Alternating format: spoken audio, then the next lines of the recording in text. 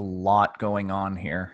I can't tell what most of this is. I know the corn, the The charred corn. the first thing that I noticed about this photo is actually something that's behind you. So I think you're going to have to stand up, get out of the frame, and then look at your computer screen from across the room, and look at that ketchup that was placed on top of that patty thing, but they missed the middle of it and spilled most of the ketchup down the side.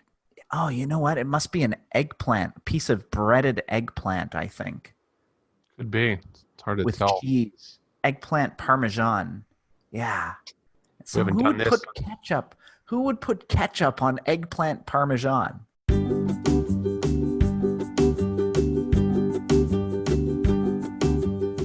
You know, the thing about a buffet is if it's a busy buffet, like I'm sure this place was in its heyday when it was open, it's bustling with activity and there's a lot of pressure. People are behind you, kind of moving you along. And maybe he just, he wanted ketchup and he just felt rushed and he got it on where put it on because he felt pressure to get out of the way.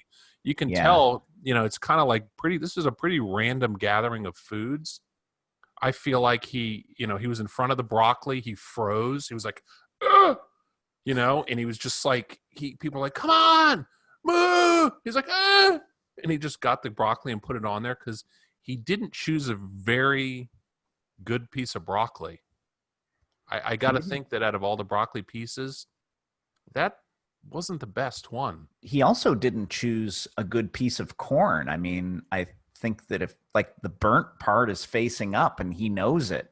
So unless he likes burnt corn, I think he was rushed at the corn as well and Yeah, picked a piece of corn that was not to his liking, but he just grabbed what he could because he felt rushed. rushed. Yep. What about that? You talk about getting corn stuck in your teeth.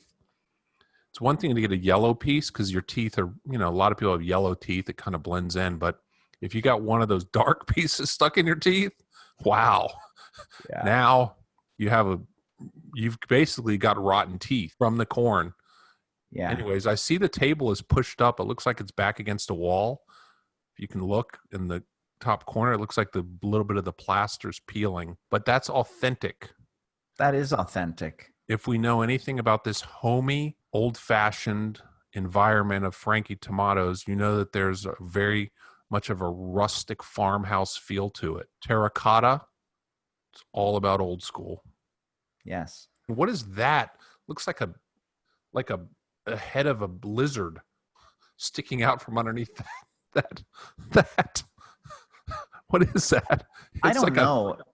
a little charred something like. I think that sandwich in the foreground is resting on top of whatever that is, and that must be a piece of meat, maybe a slice of pizza that's got some dark toppings on it. The sandwich looks a little bit weird. I think it's got peppers in it. Yeah, it looks like kind of a calzone or stromboli. And then right behind the sandwich, notice the lemon wedge. What do you think, out of all of the items on this plate, what do you think this person is planning to squeeze that lemon on? I don't know. Again, you could put it on the broccoli, but I don't know. It seems like again, this is a perfect example of someone that was at a buffet and felt rushed and made some rash decisions about what they picked, right? I You know? agree.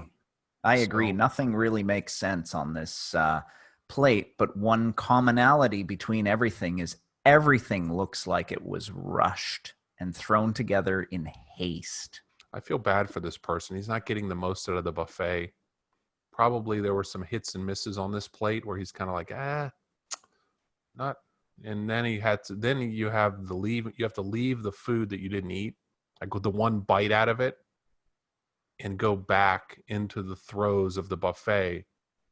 And again, maybe the second time was better. Maybe he was more calm. He studied the buffet before going in. Do you ever walk around the buffet yourself before you even go in to get anything to eat? You just kind of walk around and, hopefully you can peek, like wait for people to move. You're kind of like, can you scoot over to the left? I need to see this. You're not going in, you're looking and you're walking around and, look, oh, what's that? Oh, what's that? And then you look at their plates. You're studying, you're precisely measuring and planning each trip to the buffet and what you're going to get. You have to prepare. You can't just go up there haphazardly. This is the result of haphazard buffeting. I definitely agree with you. So take your time, study the buffet, make choices that you're going to be happy with. Don't let people rush you, Let them go by, just like at golf. You ever let people play through? I You know don't what that play is? golf. Oh, when you play golf, if you're slow, right? You're playing slow. You're not doing well. You can't you're kind of having an off day. Same thing with the buffet. The person behind you can go, hey, do you mind if I play through? That means that they can just go past you. They will skip that item that you're standing in front of for 15 minutes. They'll skip that item, but they can come back later, but they get to play through because you're too slow. This concludes our trip to Frankie Tomato's here in Toronto, Canada. Closed indefinitely. Well, I hope that I will be able to go back to Frankie Tomato's one day. I've been there before many, many years ago, but now that we've done these episodes, I just can't wait to go back again when they reopen. Me too. I've never been. Wonder what kind of music they play there. They play Italian music there, actually. Same song throughout the entire place? Or is there different sections of songs? I think same throughout the entire place. Even the private room? Well, they must get some premium music in there. Yeah. Thanks, everybody. Thanks for watching. What are we doing next month? I don't know. Somebody has a buffet that they've loved just as much as you love Frankie Tomatoes that we can profile. We'd love to do it. Yeah, and we are inviting you to send us pictures that you yourself have taken at buffets. If you have any of those, be sure to email them to us. Check your phone. Go way back before the pandemic and see if you can find the last buffet you ate at. Let's talk about it. Yeah, and you could join us right here on Food Buffet Report and talk about the buffet that you went to and the photo that you took there.